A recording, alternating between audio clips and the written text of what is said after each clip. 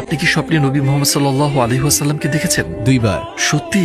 আলহামদুলিল্লাহ। এবং আমার স্বপ্নে আমি বালির উপর হাঁটছিলাম একটা বাতাসের বয়ে চলা পথে, যেখানে আমার উপর শুধু পাথর ছিল। আমি আমার হাঁটুর নিচে তাকালাম এবং একটা পদচিহ্ন দেখলাম। কত আশ্চর্যজনক যে পাথরের মধ্যে একটা পদচিহ্ন আছে। এবং আমি স্বপ্নের মধ্যে জোরে জোরে বললাম, এটা এখানে কেন? কার পদচিহ্ন এটি? এবং আমি পেছন থেকে একটা কণ্ঠ শুনলাম, এটা তোমার পিতা ইব্রাহিমের পদচিহ্ন।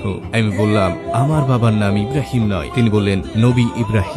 আমি ঘুরে দাঁড়ালাম এবং সুবহানাল্লাহ, তিনি সেখানে ছিলেন, রাসূলুল্লাহ সাল্লাল্লাহু আলাইহি ওয়াসাল্লাম। আমি তার কাছে পৌঁছানো ঠিক আগে আমি চাচ্ছিলাম হাঁটু গেড়ে বসে তাকে আলিঙ্গন করতে, কিন্তু স্বপ্ন শেষ হয়ে গেল। তো আমি সেই স্বপ্ন থেকে জেগে উঠলাম তাকে আবার স্বপ্নে দেখার আকাঙ্ক্ষা নিয়ে। এবং বহু বছর পরে আমি দেখলাম, এবং আমি মরুভূমিতে ছিলাম আর দূরের দিকে দেখলাম তিনি আমার হাত ধরে বললেন, আমি চাই তুমি আরো মানুষের সাথে দেখা করো। তিনি বসে পড়লেন আর আমি ঠিক তার পাশেই বসলাম। তারপর তিনি বললেন, এখানে দেখো, এখানে আছেন আবু বকর সিদ্দিক। তিনি বললেন, আর এখানে আছে উমর ইবনে আল খাত্তাব, এবং এটা ওসমান বিন আফফান, আর এটা আলী বিন আবি তালিব। তারা সবাই তোমাকে ভালোবাসে। স্বপ্নের মধ্যে ভাবছিলাম, কেন তারা আমাকে